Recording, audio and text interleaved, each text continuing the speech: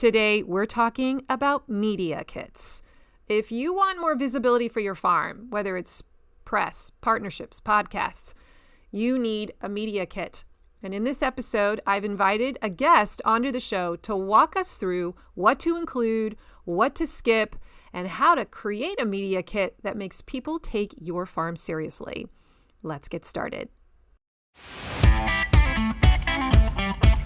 Hey there, this is Corinna Bench, and welcome to the My Digital Farmer podcast. In today's market, it's not enough to just grow your product. You've got to know how to sell it too. Welcome to the My Digital Farmer podcast, where we reveal online marketing strategies and tips to help farmers like you get better and more confident at marketing. Learn how to find more customers, increase your sales, and build a strong brand for your farm. Let's start the show.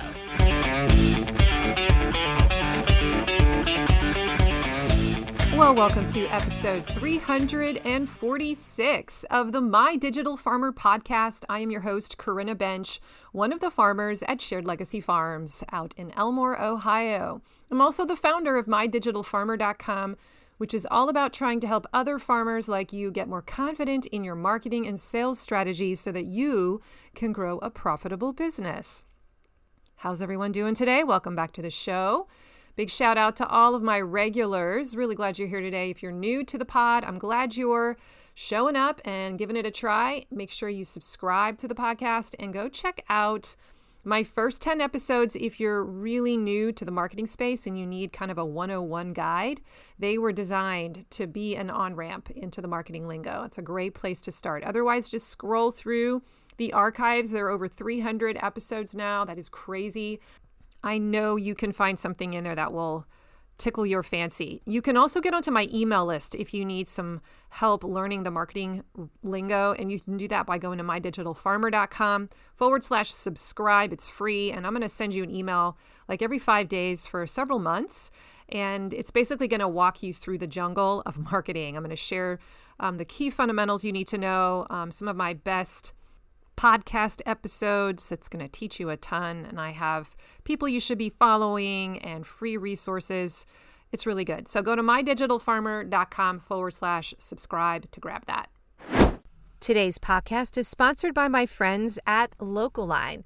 A new year is the perfect time to streamline your sales and grow more profitably. So if you run a CSA or you sell wholesale or manage both, Local-Line helps you streamline your sales and scale with confidence. In 2025, farms and food hubs that used Local-Line grew their sales by 33%, building on the 23% growth they saw the year before. Average order values increased by 31%. I know mine did. And total order count grew by 9%. Look, real results across operations of all sizes. Local-Line brings everything together in one platform. They have CSA management, wholesale ordering, automated inventory, barcode scanning, a box builder, and POS so that you spend less time managing admin and more time growing your business. And switching couldn't be easier. There are no setup fees, my friends, no sales commissions, and their onboarding team will migrate your storefront for free, taking the workload off your plate, and that usually only takes a few days. As a podcast listener, you'll also get one premium feature for free for a full year when you use the code MDF2026 at checkout. So go to mydigitalfarmer.com/local-line and then enter that code MDF2026.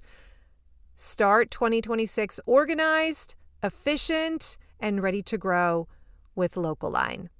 And now back to the show.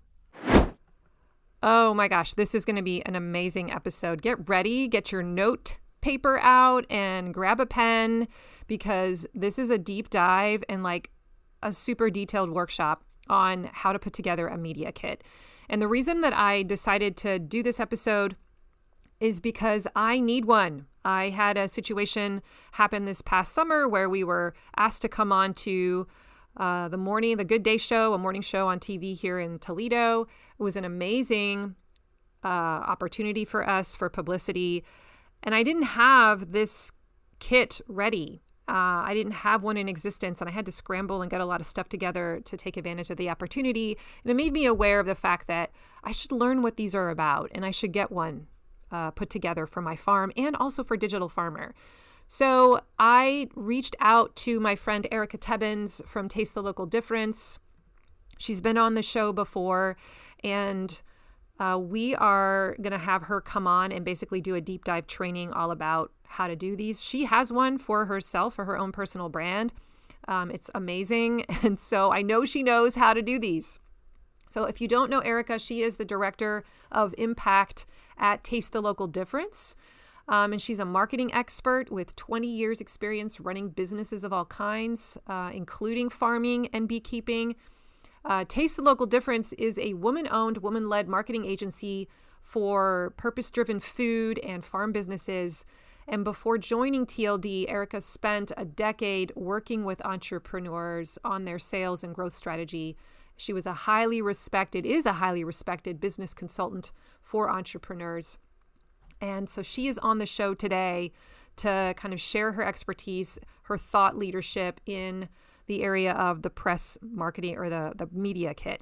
So because this is such a deep dive interview, it's over an hour long. It's really good. I want to get right to it. So I'm going to hop over now to our interview call. And I hope that you get a ton of ideas and that you build a marketing media kit this coming month. She makes it really easy. She spells it out step by step. I thought this was going to be a complicated thing to do. Now that I know what's in it, I feel like, oh, I could get that done in a couple hours. So I hope you have that same experience and that you make this a priority to get this onto your website so that you can be calling in future marketing opportunities for your business. All right, let's jump in. Well, Erika, welcome back to the show. Thank you so much for having me back. I love it. I'm always excited to chat with you. Yeah, just in case people aren't familiar with your name, please introduce yourself to my audience briefly and where you work and what you do there and anything else you want to say. Yeah, so I'm Erika Tebbens, and I'm the Director of Impact at Taste the Local Difference. We specialize in marketing for farms and local food and craft beverage businesses. We've been doing it for over 20 years. We're experts in it, and my role as the Director of Impact is pretty unique. I really love it because we do a lot of what we call impact partnerships. So we work with organizations, schools, different types of like institutions, et cetera, to form these partnerships that help serve farmers and small local food businesses.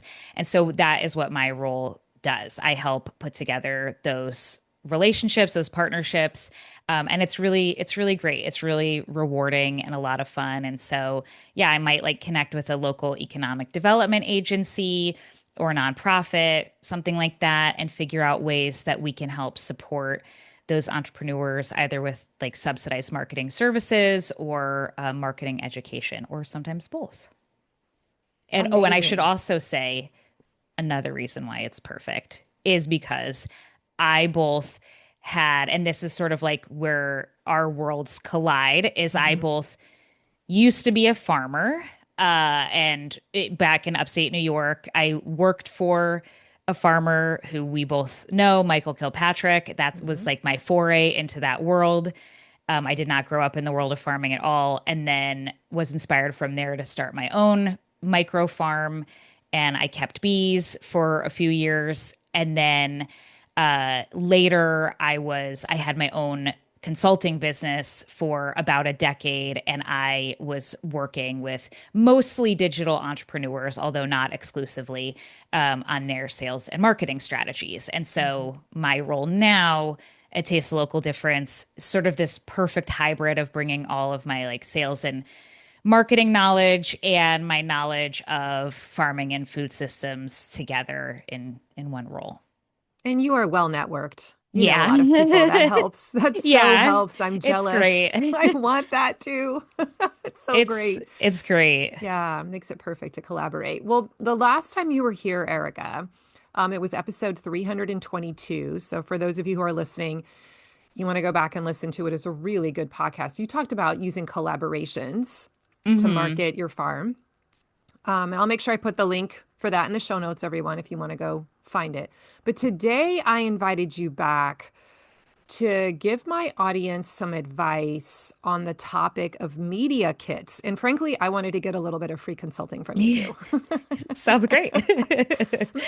So I recently, this past summer, my husband and I, like, it fell into our lap out of nowhere. We got a call from a local TV producer, news producer. It was the Good Day Show, which is like a lot of people watch that every morning in Toledo area.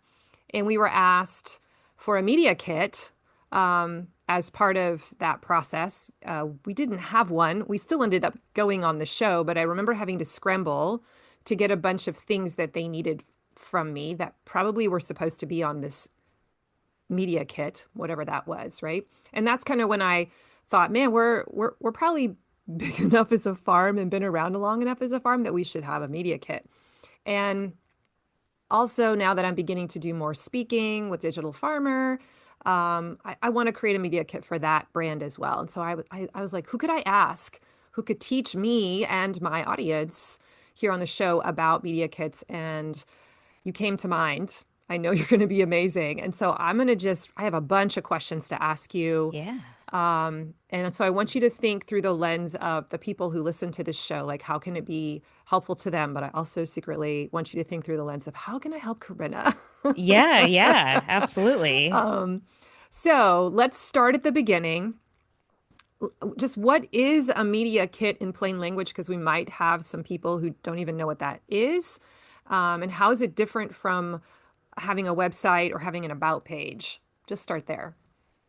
Yeah, so you could kind of think of it as you can actually take, depending on how your website is, if you have a website and how, built out it already is, you could certainly use your website and what you have on it as inspiration for your media kit, certainly. And but basically what the media kit is a very quick, at a glance, like about you, like who you are, your brand story, your operation, some successes that you've had, your unique value proposition, all of those things, and also typically some images that can easily be shared with somebody who wants to help publicize you. And that could be for a variety of different things. And I know we'll talk about several of them today. But that way, they are not having to sift through multiple pages on your website and like digging through a bunch of different stuff to try to find what they may or may not want to pull. You've done the heavy lifting for them, and you're making it very easy for somebody else who is also very busy in their job, whether they are, media, like in the case of that daytime, like that morning show, or whether they are, a different like business or something like that, so that they can sort of cut and paste what you have to help you promote. So I would also think if people go back and listen to that other episode or they've already listened to it, I mentioned that when you're collaborating, it's really great to have like a digital file folder where you have your assets, like your marketing assets, so that the two of you can be sharing out the same things to your audiences and make it really easy to co-market the event that you're doing together. So it kind of goes hand in hand like that, right? You're just like making this as easy as possible for that other person to get the word out if they want to promote you. Or on the flip side, if you are pitching yourself to hopefully land new Mm. visibility opportunities, when there's like a media one sheet, which we can also talk about, that is a great way for people at a glance to be like, oh, who is this person? Why would I want them on my podcast? Or, if you're sending out a press release, things like that. Got it. So it sounds like it's uh, a 1 to 2 pager that really, it's almost like you get to decide, you get to curate what you think are the most important sound bites. And you're trying to help this other person whose job it is to collect information for you. And frankly, they just need to get a bunch of like things checked off their list. They don't want this to be hard. They just want to be able to get the distilled version. You're just making it a whole lot easier for them. Yeah, Okay. exactly. Yeah. Okay. So, why should a farm business even bother making one? I mean, at what point does a farm business think about doing this? Yeah, it's a great question. So I would say that, when you are maybe very, very, very first getting started and you are like just trying to figure out the bare minimum basics, you probably don't need to worry about it, right? When you were just hoping that like you can have, anything going on, like it's going to be overwhelming to throw this into the mix as well Mhm. because you're going to be making 12 million decisions every day. But once once you're like, okay, we have like, things are growing and this is okay. And, like we've got something happening here. Then I think it's a good idea to start to think about. And I don't want to dissuade anyone from thinking like that you can't have any sort of like launch promotion for your first farm season. You certainly can and should always be marketing right from the jump. But even when you are small, even when you might feel like, oh, I don't have anything like noteworthy, you should still think about what you could be promoting out there with a media kit. And I'll give you a few examples, right? So think about if you are doing a CSA or things like if you do like meat or other proteins, and let's say you have like large processing shares, right? That you want to let people know about. Like, hey, you can get, freezer beef, or you can like we're doing large monthly meat subscriptions, or any of those things that are noteworthy that people in your area would be interested in. Or maybe you're adding in value added lines for the first time to your production, or you're doing an event, or you're doing a collaboration. Any of those things are going to be worthy of getting the word out to people, right? Because you want people to know, you want people to be aware so that they can come to your event, so that they can, uh, you know, order your CSA or your meat share, any of those things. So even if you think, oh, I don't know, this isn't like newsworthy, it actually is, and you should think about promoting it. Okay. I guess I was asking because the original question, you made the point that these can be used to pitch yourself. So it's not always there to be discovered, but it can be something that you like put out into the world. So if you are in the earlier stages of your business, this could be almost like a portfolio or like something that you could bring as you're trying to find new collaborators or grow your marketing outlets. Yes, Um, a yeah. 100%. That, yeah, and that too. And so I think that like, when you're thinking about, um, and this is why I say like it's when you are very, very, very Yeah. first starting, and you're just like, I have so many things to make Yeah. sure go right. It's going to be a little bit overwhelming to be like, I got to get this in the mix too. Yeah.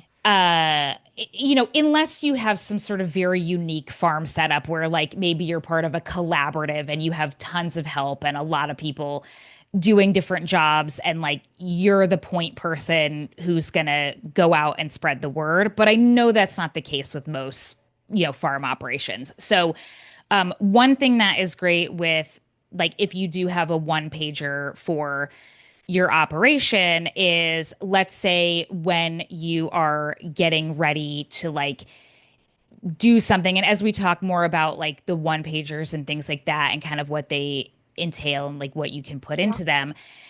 That would be a great way to think about almost like how, people have flyers, right? Like flyers in coffee shops, flyers in, different local businesses where you would be using that as a way to get the word out about like, hey, we're here, we're this new farm, here's where you could check us out, Mhm. that kind of a thing. So you're probably less likely to be aiming for media as we would think about it, right? But Mhm. more just like, hey, I'm here, I'm launching this thing. Here's how you can check it out. Okay. Yeah. Thanks for that distinction. Well, Yeah. let's talk about what goes inside the media kit. Let's get a little more detailed about that. Hmm. Um, so if a farmer is building their very first one, what are the absolute must-have components?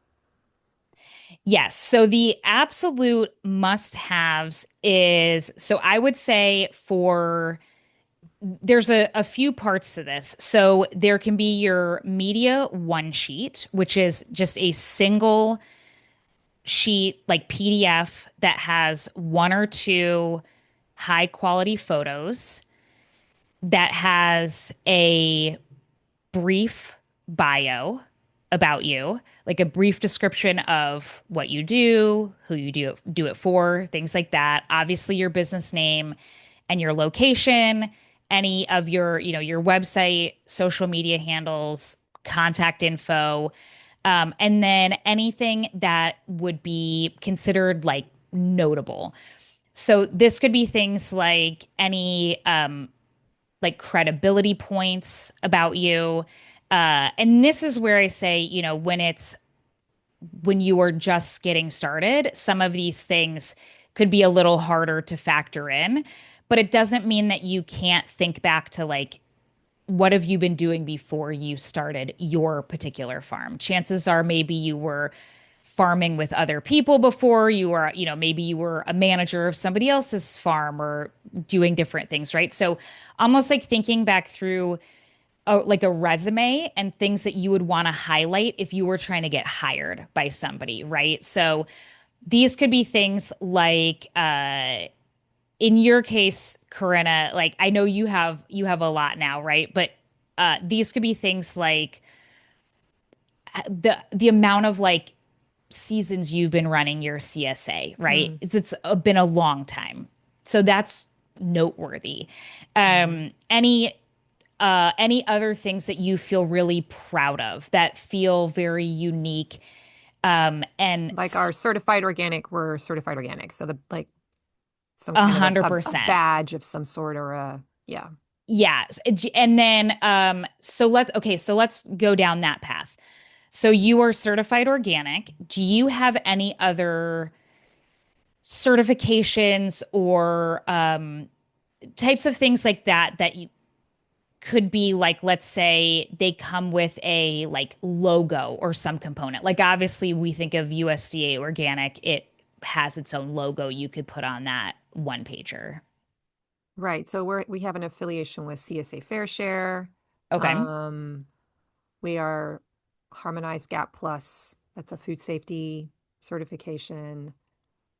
I don't know, like some of those things, I don't know if that would be helpful though to a media person. They might not even know what some of those mean. So are we thinking through that lens of like, as a media person, am I putting down the credibility points that speak their language, that right? Like a media person's coming to you theoretically because you're going to solve a problem for them. You're going to come onto a TV show or onto the radio and be an expert in a certain field. So should I be thinking through the lens of what kind of expert information do I have, or what are the credibility factors that point to my expertise that can actually be helpful to a media person? Is that really what I'm thinking through instead of littering the whole page with stuff that probably doesn't matter to them? Right. And so this is a great distinction and I think this goes into and it's something that we should talk about is that you can have multiple versions of this depending on Mm, your audience as well, depending on what you are going to be doing, right? So if you are, so let's think through like a fake scenario here, right? So let's say you are launching something in your area that is like, or like, actually, when you went on that morning show, what were they talking to you about? They wanted to know about our CSA Okay. and just how those worked.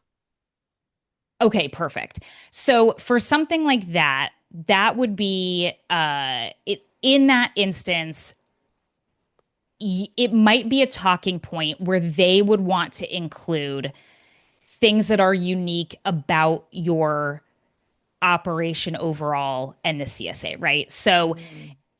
it may or may not, like they may not actually care, or some may care and some may not, right? But to some audiences, depending on which outlets you are pitching to, they might care a lot more about those certain things. Or if Yeah. you are using it to pitch for certain opportunities, like certain collaborations or certain, let's say, like sales opportunities or things like that, they might care more than others because they would actually know what harmonized gap certification means. Whereas, like, that's, USDA certified organic is way more like commonly known than like a Right. harmonized gap, right? So I think it's important to like, and this is where, let's say, building it in Canva, where you could have one core template and then hit duplicate, duplicate, duplicate, and swap Hmm. in a few things in and out. That is a good thing to think about of like, who is this going to? Where is this going? What is the purpose of, what I'm using this particular one for? But I would agree, we're not trying to litter it with everything under the sun, right? So Yeah. you want to think about your audience, and you want to think about what is going to be valuable and interesting to them in that.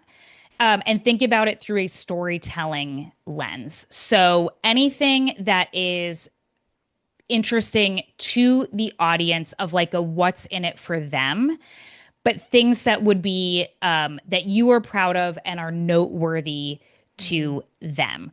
And again, this could be different for every farm, every scenario, every Yeah. opportunity that you are going for, right? And it will probably change throughout the course of the lifetime of your business. So those are things to think about. Like this is going to be Yeah. fluid, and it's not necessarily a one and done type thing. I love this. This reminds me a little bit of your resume. Like when you are Yes. applying to different jobs, you doctor up your resume, you change it based on what you know they're looking for and what to make yourself look like the perfect candidate for that job. And it sounds like there's a bit of customization here.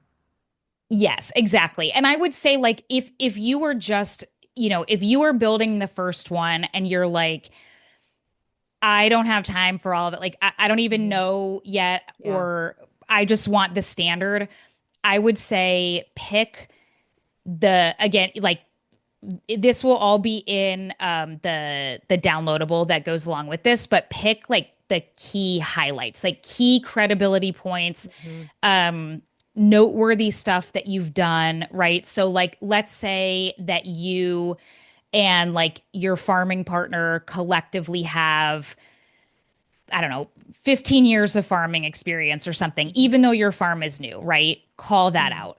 Let's Right. say you have I'm thinking of some friends of mine where they used to farm. They got a lot of media because their property was actually like part of a local, like a conservation Mm. easement organization, like came in and had a big fundraiser and then conserved their property.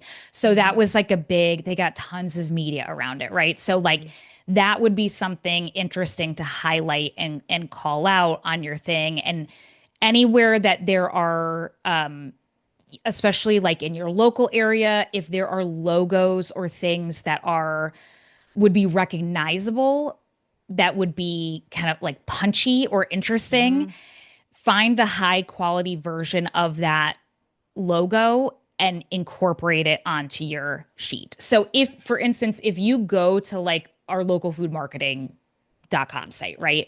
There are different places very intentionally where we have like logos for some of our partners, right? And the reason that we do that is because humans are very like visual, and at a glance, people will look at that and they'll go, oh, like I Yeah. recognize some of these names. These are Yeah. like big names, and it shows legitimacy, right? Yeah. So, Right. So if yeah. you've been featured on Forbes or, Right, on right. the Today Show or whatever, like you want to point that out because that shows that you have credibility or that you have experience with the press already and you're not going to tank on camera, right? So yeah, those are all important markers and social proof. That's a lot of social proof. Yeah, tons of social proof. Even, and you could even think like if you've served on like your county's, board of whatever, local food policy Yeah, council or farming council or like, and I right, know like this can be hard, kind of like designing a resume. You're like, I don't know what to say about myself or what have I done. Like it's easy to forget all of our own right. things that we've done, but we have all done a lot of stuff usually. Yeah, And so go back through and think on all of those things and think, how do I convey this to an outsider? yeah, Of to you, it might just be like, oh, that's that thing that every first Tuesday of the month I have to go to that meeting. But to an outsider, that's like, oh wow, you're on the like conservation easement board and you have right, been for 3 years. Like that right, might be impressive depending on your goals and right. objectives for this. Or it says that you understand something about that issue, that topic that you're Totally. right, and you'll be labeled as an expert, or you could speak to that particular topic in a way that someone else might not be able to.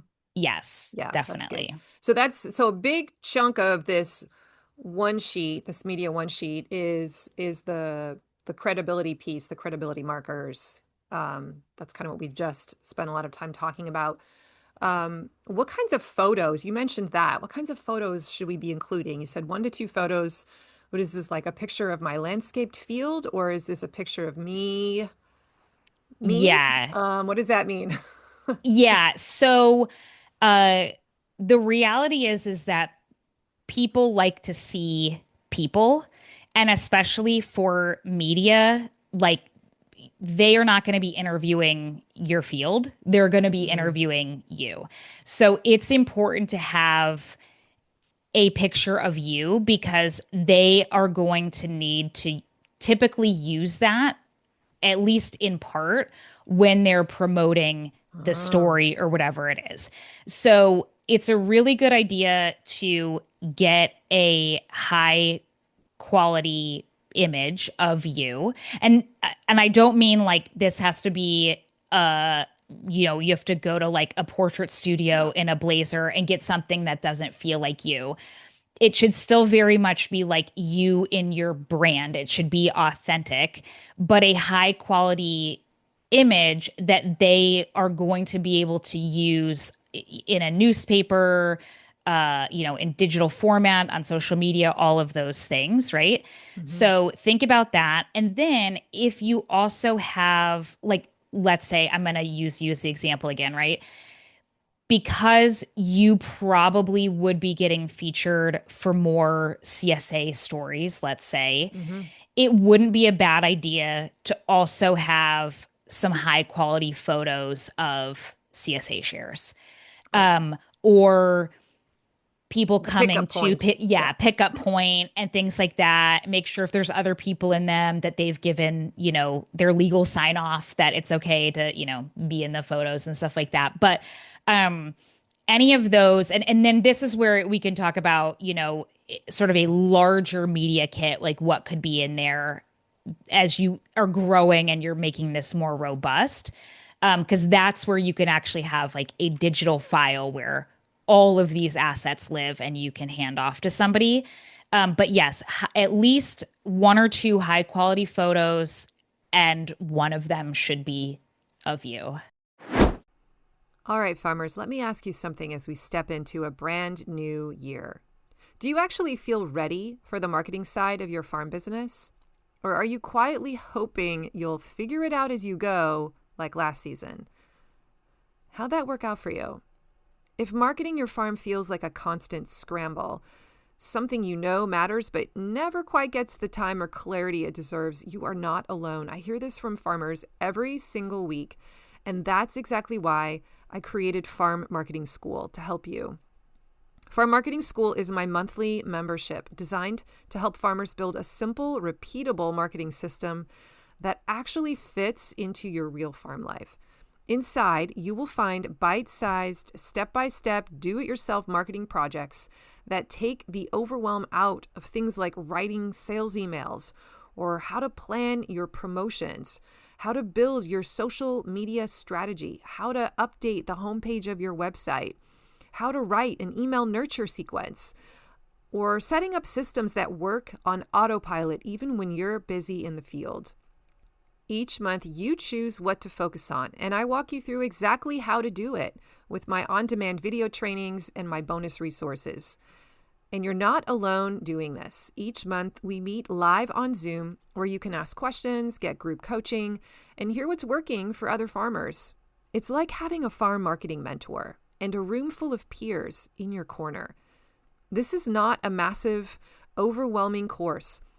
The projects are designed to be completed in under 30 days so that you're making real progress without marketing taking over your life. So if this is the year you want to stop winging it and finally feel confident in a marketing system that brings in steady sales, I'd love to welcome you into Farm Marketing School. Join today at mydigitalfarmer.com/FMS. That's mydigitalfarmer.com/FMS. And now back to the show. Okay, so you just mentioned it's not just the media one sheet, that there's another level of media kit that goes into a little more detail. So we'll talk about that in just a second. But this one sheet is really choosing the one or probably the two best photos, or the ones that encapsulate the gist of who you are.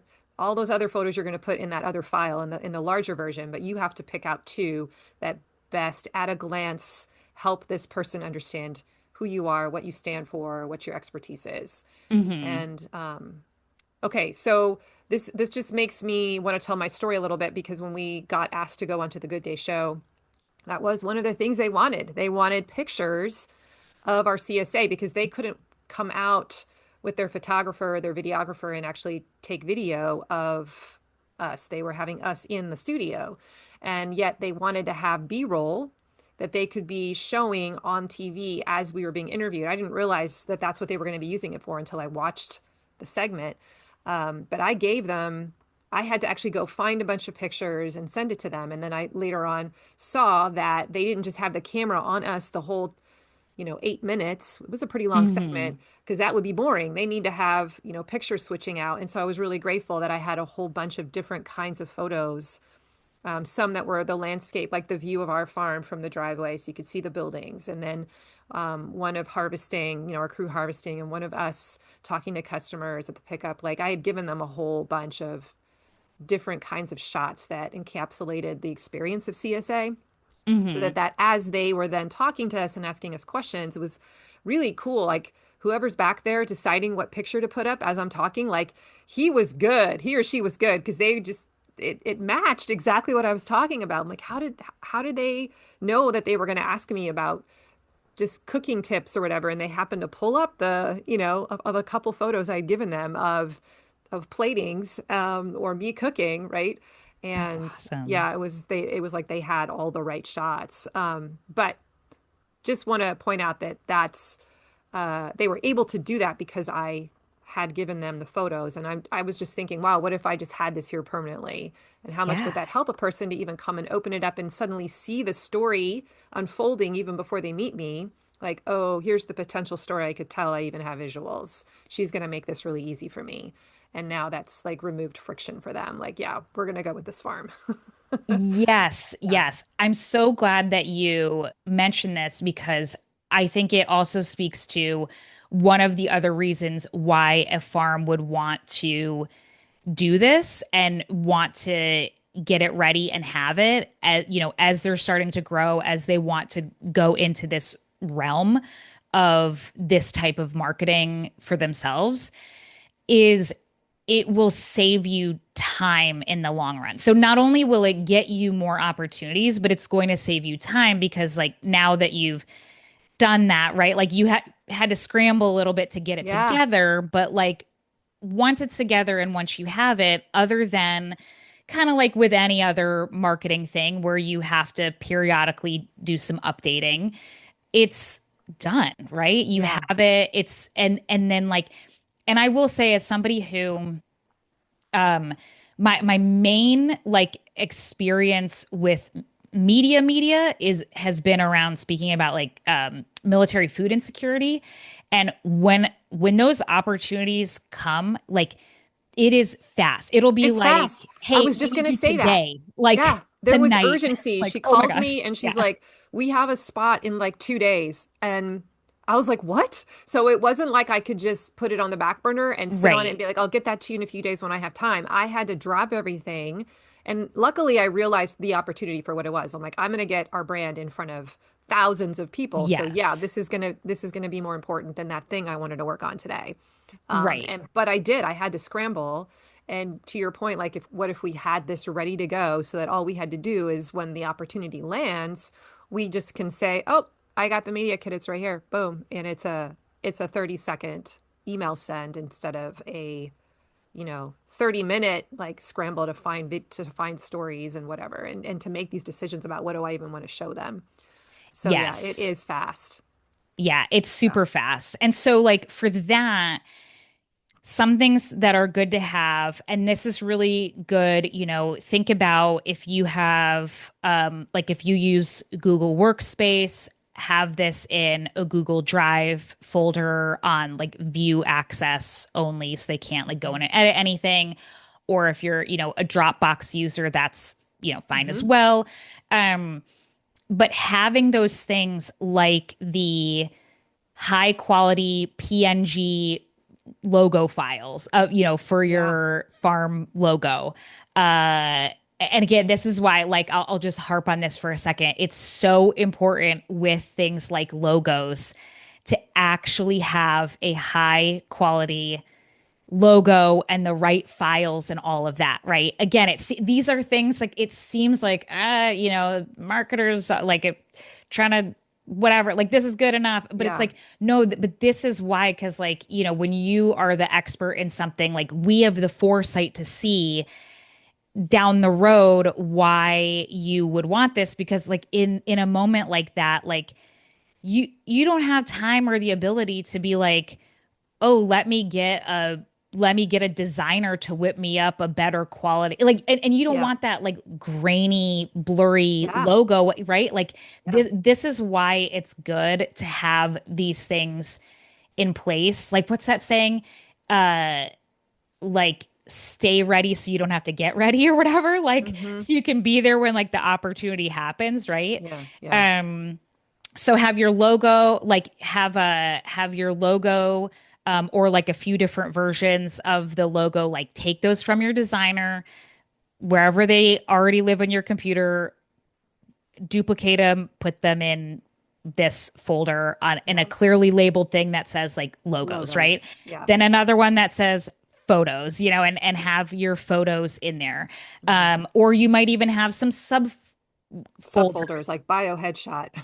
Yeah, exactly. Yeah. Like Yeah. headshot, CSA pickup, CSA Right. share, like whatever Yeah. the thing may be, right? Yeah. And then you can have other things in there, like have a document that says like farmer bios and like farm story, or again, whatever is going to be applicable to you, details of the CSA or Mm-hmm. certifications, or any of those pertinent details, and then like a document that says start here, so Mm-hmm. that way they know, and you don't have to make this overwhelming or anything, but just having it all there. And then if Mm-hmm. this is attached to a press release that you are sending out to announce something that you are very intentionally trying to get media attention around, have a copy of that in there as well. You can also have your media one sheet in there. Like this will just all live together. And that way it will be very, very, very easy for you to have it on hand and ready to go whenever you may need it. Okay, so that was super good. Now I'm just trying the structure girl here is trying to figure out what does this look like. So initially you just started out by talking about a one sheet, and now you're talking about other things that look like they're not on one document. Right, right, right, right. So how is this structured? This is all in a Google Drive. Like when I go to get the media kit as the producer of the show or whatever, or the intern, like what am I, is it a zip file? And what is, talk to me about the container because I'm a little Hmm. confused about how it's getting delivered. Yeah, so it would be in like a Google Drive, let's say, how you could have one like primary folder, Hmm. and then inside the folder you can have like documents and subfolders. Yeah. It would be like that. So you would have it on like view only mode, and you would just give them the link to all of those assets. And then that way you could say, if they are, so for instance, when you did that show and they said, we need your media kit, you could say, hey, here's this link and Okay. everything is in there and it's labeled, you know, should be good to go. And then that Okay. way it would be easy for them to find. Okay, and so within that folder, then let's just review the components. There is the start here folder, which has like instructions, or is that where the one sheet is? The start here would just be like a document that would have basically think of the start here document as sort of like the table of contents in a book. Okay. So it would list out everything else that is in that The media folder. kit and where they can find it. Almost like explaining the folders that they're seeing in the parent folder. Okay. Yeah, yep, Okay. exactly. And then you could potentially have a folder that's holding all the photos. Is that what you're saying? Like the larger, instead of the one or two, we have a collection. Okay. And then is there another one that's holding, I guess, what are some of the other subfolders that I Yeah. might stick in there that they're all coming off the one sheet? Is it basically the categories? There's an about page that's a little more robust and has a little bit more of the story, or Yeah, so you could have so in there just make sure that everything is like very clearly labeled and easy for them to understand what it is. Because again, they'll be moving very quickly trying to get all of this so they can get it out to production as well.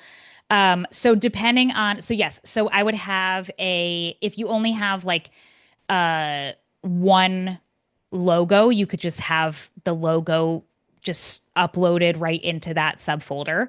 Or if you have multiple logo files, you could put them in a subfolder that is just titled logos.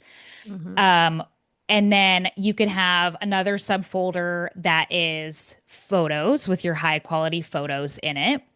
And one thing I would say just before I move on is, you know how a lot of times when you get photos back, even from like a professional photographer, they're just in it's like DGC 24, like whatever. It's like a weird naming convention, whatever.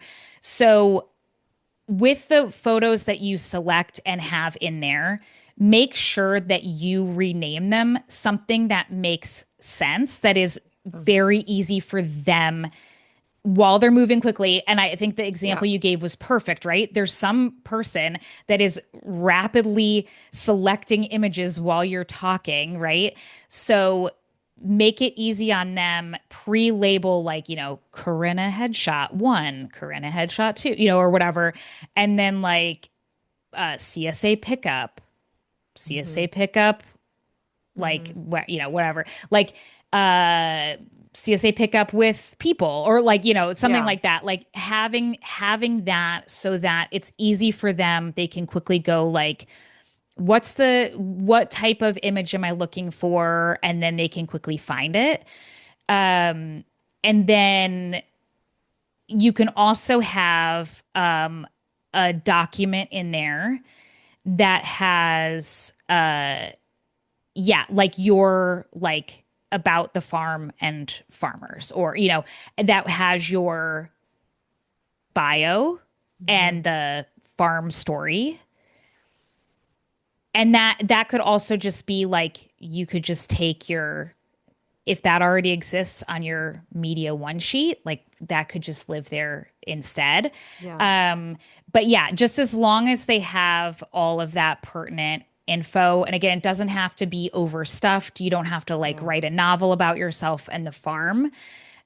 Just make sure it is all there and clearly labeled and easy for them to grab and stick Yeah. into their story. This is making me like think about even with Digital Farmer, if I want to position myself as a speaker for a conference or whatever, um, that you're really only creating maybe these extra folders in the parent folder if you feel like you need to go into more detail. Like you didn't have enough space on the one pager, but you have a lot of, you want to give examples of like, in my case, my top 10 best podcasts. And I can't fit them all, but Right. I want to curate them so they can go listen to them and kind of see that there's so many different topics I can speak on. Or maybe I have a list of my 5 favorite presentations that I am known for that I already have ready and I would really like them to ask me to speak on so I don't have to make a whole nother slide deck, right? Like, and you can Right. label all of that so that you can't fit it on the one pager, but you can give more examples. And so that might be another way to think through this as those of you who are listening. Like if you just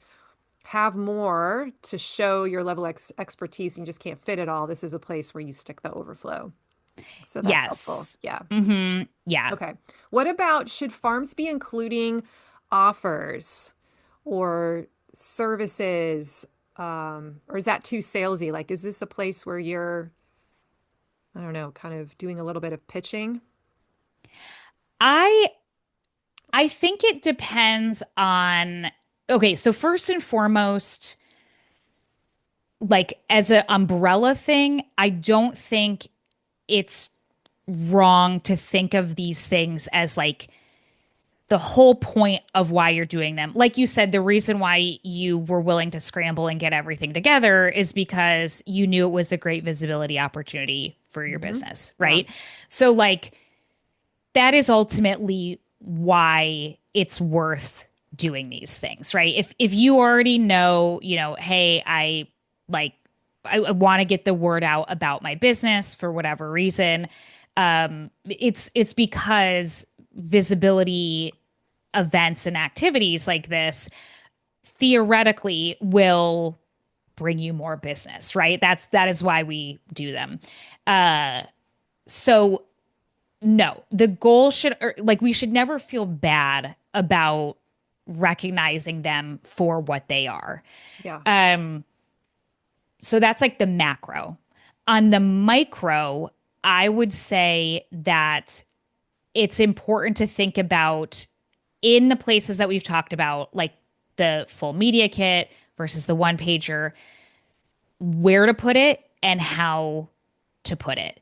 So, for instance, because a one sheet has such little space on it, potentially, if you have like a lot of stuff, like it that's not the best place to go into every detail of Hmm. like, especially if you sell a lot of different things and a lot of different price points, whatever, you don't need to go that granular. Like that would be a great place to highlight on a macro level what it is that you offer, but you don't need to go into the smaller details. Yeah. Now, if you are using that one pager as a way, kind of almost as like a way to have like a almost like a in a press release version, or like to get the word out about something that you're launching, it could be fine to have, like, if it's, let's say, a CSA, right, to have a little bit of extra detail specific about the Mhm. CSA, because that is the thing that you're wanting to get attention on anyways, right? Yeah. um However, that would be, to your point about the larger digital media kit being a great place for the overflow, that could be a place where you have something in there that is like, you know, uh, like what we sell or the, products that we offer or services we provide or different things Mhm. like that. Yeah. And again, it doesn't have to be like a full price list. It doesn't have to be anything like that.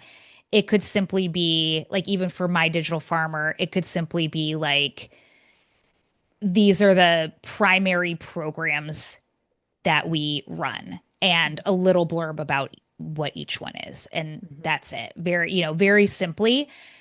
Because that could be something that, again, that media person may want to look at and see like, oh yeah, what is there? And maybe pull some of that copy Yeah. in their intro about you or other things. So Yeah. yeah. Okay, that's good. That's really helpful. I was just thinking as you're talking that I think as we're creating these media kits, we're also thinking about what is the intention behind them. Because I don't want the media to come to me as an expert in all areas, right? There are Right. certain things I want to be known for that I'm hoping they'll come to me about. And so we have perhaps the ability to control that a little bit by what we say we're good at. And Hmm. um, especially I'm thinking that through the lens of digital farmer. Like I kind of I'm hoping people don't come and ask me to talk about, a certain topic within marketing because that may not be my focus. So I'm not going to really position my media kit to make it look like I want to even address that. So Yes. you can focus heavily on certain areas to to make it look like you're an expert in one area over another, and now you become that person they always go to. So that's a little aside.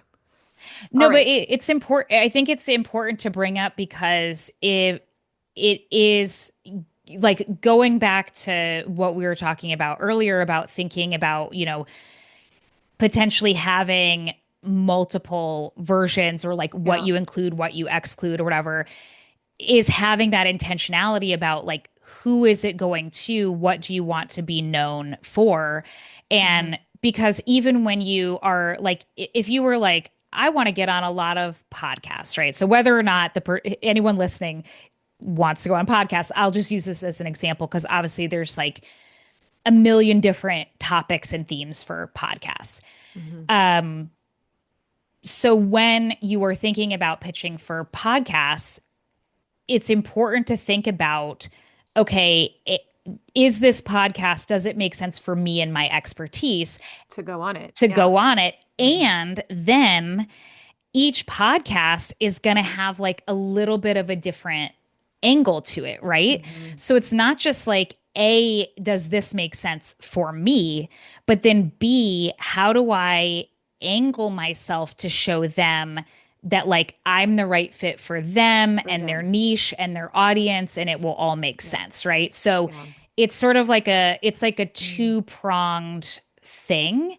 Mhm. And so That's that's why it's important to think about these Yeah, I things. think that's beautiful because you're highlighting that the media kit is not just what's in it for me. How can I design it so that I get benefit, but how can I be of service, right? Yes.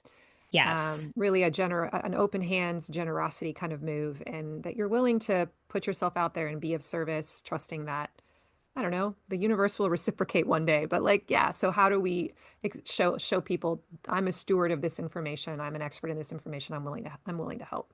Okay, this Yes. this is good. Let's move on to some of the maintenance or the practical build tips. You've already talked about the simplest form that a farm media kit can take, that it goes into ideally like a Google folder of some sort. Do you want to talk about like Canva? Hmm. How can people be using Canva and Canva links? Yeah. So I would say that so in Canva, there is, if you search media kit or press kit, there's a lot of different templates that come up. You can take those and then you can modify them to your brand. And that is one thing that I would highly, highly, highly recommend Hmm. is take it and then, swap out anything that are like into your brand fonts, brand Colors. Yep. colors, all of those things, right? Because you want it to be aligned to you and your brand, and make sense for you. But it is nice to kind of have those like placeholders in there of the certain things. Many of them are very much geared towards personal brands, influencers, content creators. So if you're like, I don't have a bunch of Instagram followers or whatever, that's fine. If there's Yeah. certain things on there that don't apply to you, just omit them and swap them out for other things that do. Hmm. And then from there, I would say, you can always use the public like share link Yeah. from Hmm. Canva if you want.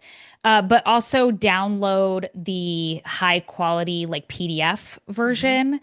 And then you can Use use that. that to send out as Yeah. well. Now, where's this living on your website? Do you have a, I feel like I've seen press kit on like a subheading of a websites. Yeah, so you could always make on your website, and again, this goes back to like um your individual business and what your like unique goals are and like objectives in terms of like press and media.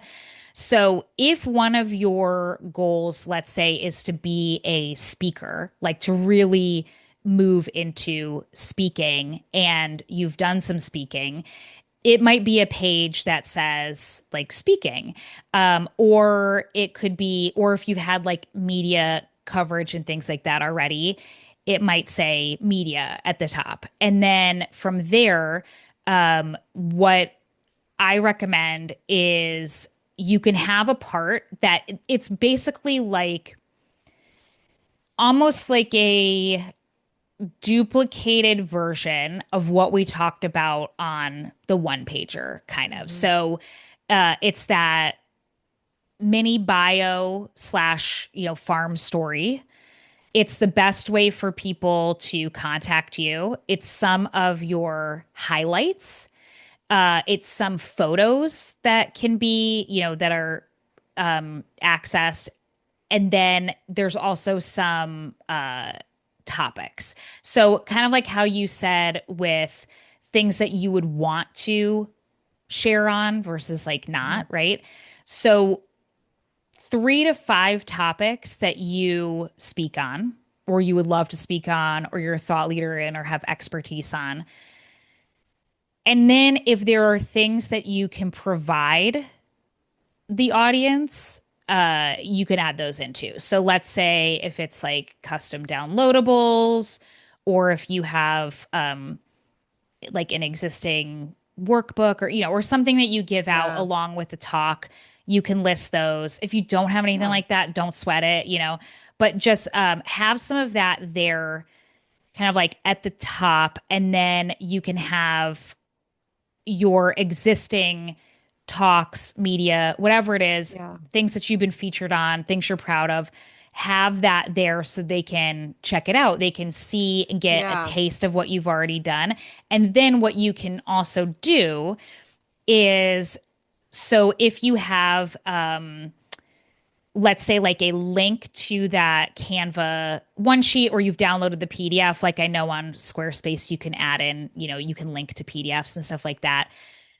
You could include like a small screenshot version of Mm. the one pager and then have a button that says like click to download. Or if you have your full media kit link, you can also link that too, right? Or like have a button on there that says like click to access the full media kit. Okay, so this is not where I thought you were going to go with that original question. When you go to the website, so you're basically talking about creating a website page that has similar, am I understanding that correctly? That there's similar information structured like in stacks on a website page that's labeled media or press or speaking or whatever, so that they go there and essentially get some similar information that they might see in your media kit. But then there is a specific button there that they would click to get the link for the media kit. It's not going to the website header, clicking on the tab that says media, and it takes you to the Google page. Like first they're seeing a page about you and then making the decision about whether I want to open this media kit. Correct. But I would say that's like a That's 2.0. that's 2.0. Okay, got That's it. 2.0. That's We could like make it easy and just have it say media and it does take them to the one pager yes, link yes. or the folder. Yeah, okay. Completely. Like that would be totally fine. That would be like, I mean, you could even Yeah. just have like a very simple page as you build it out Yeah. that's like, your headshot and like Yeah. a little Okay. blurb and then click here for the full media kit. Like Yeah. it could be very, very, very simplistic. But the nice thing is that as you are doing this and building it up and having those features, it's nice to have a place where that archive and that credibility can live. Yeah. Well, and this is also making me think about SEO potential. So if you have it Yes, on your website, then Google can yes, find it and it's helping with your SEO to be exactly. found for that stuff. Whereas if it's hiding in a PDF, that's not, I don't think that's as easily crawlable by the Google spiders. So Right, right. yeah, Yeah. yeah. So you'll have like backlinks, like especially if there's been like media about you that's published other places, then you'll get the backlinks is what they're called, like from the Hmm. SEO when you link it on your site. So again, Hmm. it could start out very small. You can just like add an extra page to your site Hmm. that just has very minimal info and then a button, click here for the media kit, and it redirects them to the whole Google folder. Uh, and that's great as a placeholder for when you're starting. But like don't forget to add to it because you want Yeah. to be able to, and again, I know for some people it will feel weird because you'll feel like I'm like bragging on myself, I'm tooting my own horn.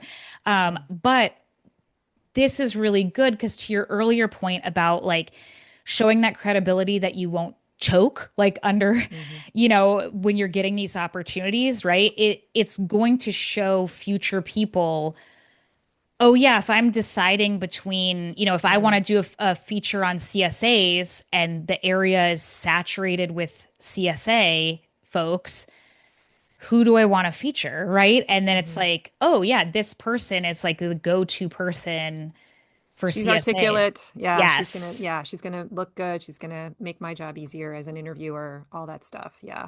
totally. So this Good Day show clip, which still exists, like that's something I should have on my media kit, right? Like that should be in my media kit to show them I've already been on TV before. Here's the clip if you want to go watch it. Like, would that be an example of something that would make the short list? Yeah, I think you can have a piece in there that is like, past media features or Mm-hmm. yeah, things like that, and then link out to some of those Because that's a things. credibility piece to say we made it on the Good Day show. That's A different than hundred saying I made it percent. into the suburban press newspaper. Like that's not quite the same thing. A hundred Right. percent. Yeah. Yeah. Yeah. And that is one of those things where as you are adding a page to your website, like I would embed that at the top. Like Mhm. no doubt. I mean, because that right off the bat, like you just said, it's huge credibility, right? It's Yeah. showing that, hey, right here I am. They trusted me to come on. And it's also a way they can see you in action Yeah. See me on speaking. camera. Like, how did we Mhm. do? Right. Yeah. Exactly. So I would 100% embed that. And I would also probably find at the logo, like a high quality PNG version of that logo.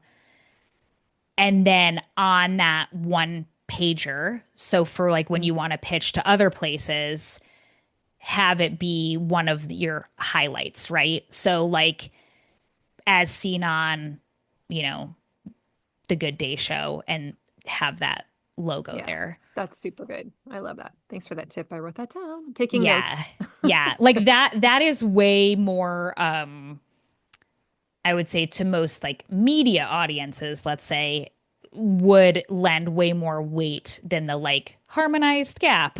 Yes. Like that's a Right. perfect example of where you're like, if I don't want this cluttered, what am I gonna cut? Yeah. That's how you're gonna do it. Yeah. And I think we should also just state this. It's that we want to be updating our media kit over time. And I guess I would ask, are there certain areas that we need to really be paying attention to as we're updating it?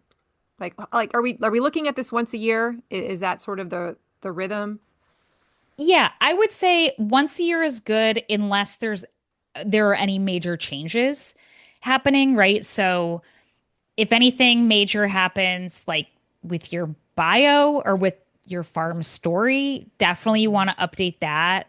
I would say, or like your logo, if you rebrand, obviously this is one of those areas where you want to make sure that you have branding consistency as well. And then, if you get new photos, like you do a new professional photo shoot or something, make sure to swap out the photos as well. And yeah, I would say just, make sure links are always correct. Mhm. If you do have any of those metrics on there, like amount of Mm. years you've been doing it or amount Yeah, of right. customers served or amount of pounds sold or whatever those things, like as you're tracking those, have put a calendar reminder in to Hmm. go in and do that. We do that like on our impact partner page on the website. We have biannual reminders. It was quarterly. Then we realized like, we don't need to do That's it that often. So now it's yeah. twice a year. We have calendar reminders to go in and check our impact data, and then we update that on the page of the website where we have it. Okay. Awesome. So yeah, so any of those things, just make sure that they are relevant and it's reflected across the board on everything. Okay. Um, All but right. yeah, I know we've been talking for a while. I have one more kind of category I want to make sure we hit. I leaped over it earlier, but it feels like it's something I should bring up before we go. And it's when and how media kits are used. We've been dancing around a few examples in this podcast so far, but I want to formally ask you, like, what other real life situations would a farmer pull out their media kit for? If you can give like a quick list, and then maybe share an example of a time where, I don't know, a strong media kit like directly helped someone that, get an opportunity. I just want them to see beyond, um, like the example I shared of being ready for a TV spot, but like, what are some other moments where you might be yeah. asked for one and you're like, here it is? Yeah, so I would say, anything, obviously we've talked about like media interviews a lot, but I would also say partnerships, any sort of like partnership opportunity.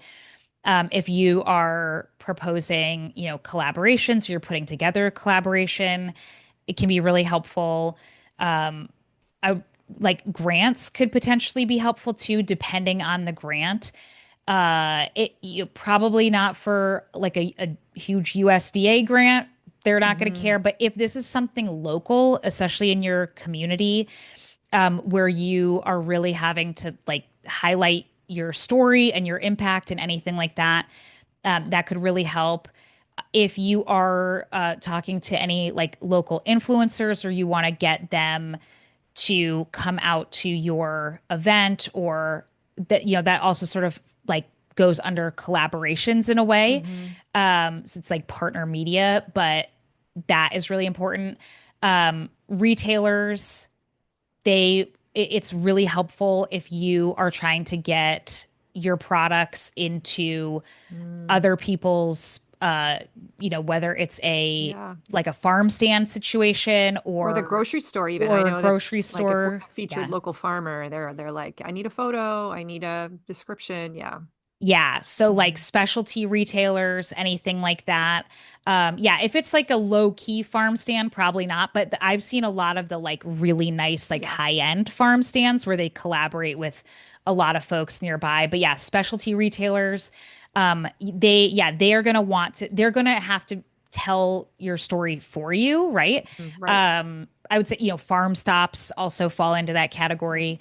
Sponsors of like big local events. So if Yes. and you happen to be if you are a sponsor of um the German festival here in Toledo, right? And you're they're going to want to have some information on you so they can put that in their publicity as well. So I know like some farms do that where they become sponsors as a promotional edge. Yeah, that's a great example. Yeah. Any type of event, any type of whether you're participating in somebody else's or you are hosting your own or you're like co-hosting or something like that. Any of those things are great.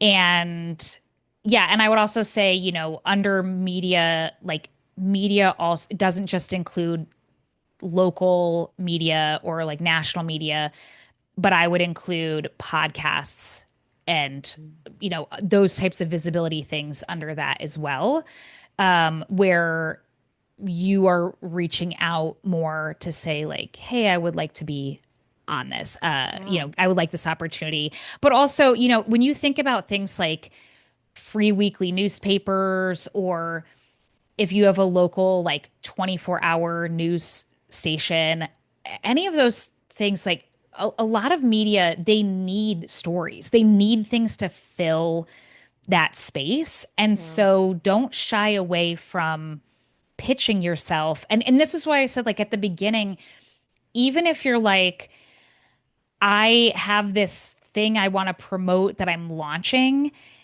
as long as you do it through a storytelling lens and again showing them like what's in it for them, what's Yeah. in it for their listenership, their readership, any of those things, and what makes you unique and like worthwhile of them telling your story, it's not a bad idea to put together a press release, which is in the downloadable too, and pitch it to them, right? Because you never know. And this is where I would say like the media kit. One example of where it can make a difference is a farm worked with us last year on a press release. So they were very fortunate. They it's this family farm. It's been around a long time in Michigan, a fruit farm, and they got to be part of this like docu series. But they wanted so that was cool on its own. That was a really cool opportunity they got. But they wanted to take advantage of that opportunity, right? They wanted to Mhm. seize the moment of that opportunity. So they came to us. We helped them with a press release and distributing that press release so that they could amplify it. Mhm. And then, so what that is, just very much in brief, is it's basically writing like a mini story version, like a mini article of your story, and then sending it out to the media. And then they were able to get an article written about them in Michigan Farm News, which then talked about the history of their farm and how they were in this docu-series project and all of this stuff. So that just got more media, more Yeah. exposure for More them. eyes. Mhm. So that was a thing where they were like, hey, we have this moment that we want to take advantage of, right? And Mhm. get more eyes on our farm. And that was really smart. It was really wise of them Yeah. to do that. You've been talking about this downloadable every now and then. I know that you've created a document to help farmers today like wrap their heads around how to actually build their own media kit. Can you talk a little bit about what that is and how they can get access to it? Yeah, so I know that you are going to have a link in the show notes, Mhm. but it's all about building your media kit. So it's got a checklist and a media sheet example. So the first page is all about the media kit. So it's if you've been listening and you're like, what were all the things that they covered? It goes, step by step. It has the checklist of all of the things that you can include. And it has some important like reminders and things in there as well. And then it also has a mini version of a press release. So you can see the structure and like an example of what it would look like and what it would include, which is really, really, really great. And then on the next page, the last page is an example, a visual example of that media one page document, and then also a checklist of what to include. So all of that is there. It's very easy to reference. So as you're thinking about, what you can put together, what should be in there. And again, one of the reminders in here is that for things like the press release or any of those, like a thing that you want to get out there into the world, into your community, it doesn't have to be like a big thing. It doesn't have to be a monumentally huge breaking news story or anything like that. So I would say don't think you have to wait until you're in year 15 or so, like Yeah. you can start now in small ways, thinking about how you can tell your farm story Mhm. and be compelling. You do have a compelling farm story, I'm certain of it, Mhm. and let people know what you've got. Just the fact that a farm would have a media kit, I think says something because I don't think Yes. it's common. I mean, I've been doing this for 17 years and we don't have one yet, right? Right. We should by now. Like I'm raising my hand and saying, "Wow, I got to work on this next month." But if a person is coming, a producer is coming, or someone's trying to find a media kit and they don't see one, and then they see another farm who has one, it just says something about, oh, well, this business is like positioning themselves to be ready to talk to someone in the media Hmm. versus someone who hasn't thought about it yet. So even if you are just like first or second year farmer and you have a very simple media kit, that's okay. The fact that you have one is already sending signals to the people looking for you that you are open to talking to media, you are positioned, you are ready should the opportunity come along. And that's I don't know, that's a point of friction that they don't have to deal with when they're making decisions Yes. between which farmer am I going to try to contact? Yes, Because time is of the exactly. essence, as we talked about, right? Like many cases, they have to hit a deadline in 2 days, and so they can't be screwing around. They got to find someone who's ready and no friction. I need your stuff. Let's go, and they'll take that path of least resistance. So if you're out there Yes. listening and you're just, this is your second year and you're hearing this, and it does sound a little overwhelming, maybe just get the download. I'll have it in the show notes and do the bare minimum. Like Yeah. just have a bare minimum page and don't worry about it looking fancy pants. Just, trust that the fact that you even have a link on your website that says Media Kit, like that's already putting you ahead of the game. And I do want to stress that I meant to say this earlier, but the link on the website, you said it should be media, or it could be under speaking if you're like me and a thought leader, or maybe even press kit. But you want to make the phrase needs to be something easy to find, right? If this producer is trying to find your media kit and they can't locate it because you haven't named it in such a way that it's clear that this is the press kit, right? Yes, So yes, just be yes. thinking about that, and it shouldn't be buried under a website or a menu heading that has nothing to do with press kit. I don't know, like there's a wrong place to put it because they're not intuitively going to go and look for it in that spot, right? So just be thinking through that lens too. And the site architecture kind of matters here. Yeah, that's a really great point. Yeah, it could even be nested like in a drop down under like where your about is, or something like that. So it doesn't have to be one of the main ones at the top, but yes, it should be very clear and easy to find. Because yeah, just always keep in mind that other person is equally busy. They're just trying to get what they need and get the story out. So All right. Before we wrap up, briefly tell everyone just how Taste the Local Difference can help them with either this particular marketing asset or what other things you help farmers with when it comes to marketing services. yeah, so we do pretty much any marketing service you can think of, we can pretty much do.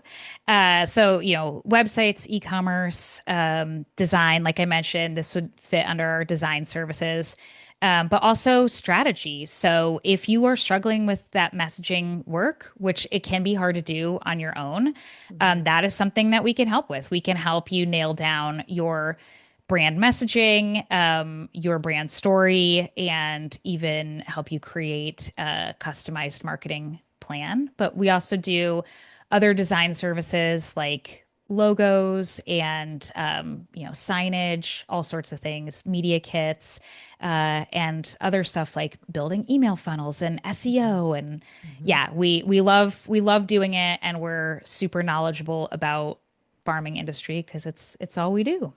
And you don't have to be in the Midwest or Michigan to do it, No, right? You can be anywhere. anywhere in the country. Yeah. Yeah. Yeah. So definitely reach out, and there's no cost to talk to us. We love it when people go to our site and fill out an inquiry form, and love to talk to them and, learn about what it is you need and share what we See might if be it's able a to help match. with. Yeah. Yeah. So what is the URL that you would want to send people to? Because I know you have a couple of different ones. Yeah, so the best one to go to for this is localfoodmarketing.com. Okay. And on there, you can see the marketing inquiry form you can fill out. Make sure that you tell them that you tell us you came from My Digital Farmer. And then also, there is a resources link on there where we have tons of free resources too. Well, Erica, this has been a deep dive. I feel very empowered um, about what to do now for both of my businesses. Great. So I appreciate you coming on to the show and sharing your expertise. Thanks so much for being here. Yeah, thank you for having me. Oh my gosh. Is your mind like blowing up right now? Wasn't that amazing? Thank you so much, Erica, for bringing the value today. That was like a deep dive workshop training. And I hope you feel empowered like I do. I have 2 or 3 pages of notes here. And I was dreading doing this work. It's been on my to-do list for several months now. And now I feel empowered. I feel like, oh, this isn't going to be as hard as I thought. And I can at least get kind of a rough draft going, right? Like a first draft, and put it out into the world just to say I've got something there as a placeholder. So I encourage you to take today's episode and do something with it, even if it's just a small first-time version of a media kit. Now, remember, she has a sample. She has that checklist and then a sample one sheet you can look at, a sample press release you can look at. Just go to the show notes for this episode, which you'll find at mydigitalfarmer.com/346. And you can download it from there. That is going to be a gold mine of information. Any of the other links from today's episode will be on that page as well. If you liked this episode, or if you want to share it with another farmer because you just thought, wow, this was really good, please go leave me a rating or a review of this episode, or share this, just like forward the link of the episode to one of your farmer friends so more and more people can find out about the show. And if you want to get onto my email list, I have some free marketing stuff to send your way that's going to help you feel more confident in what you're doing and give you the step-by-step, walk you through the marketing jungle. You can grab that by going to mydigitalfarmer.com/subscribe. Don't forget, I'm also on Instagram at mydigitalfarmer. And if you are looking for someone to be a speaker at one of your events, I am open for business, so you can reach out to me. Hopefully my media kit will be up by the beginning of April, so you can see what I'm able to offer on mydigitalfarmer.com. Thank you so much for joining me today, everyone. Have an amazing week, and remember, I believe in you. Bye-bye.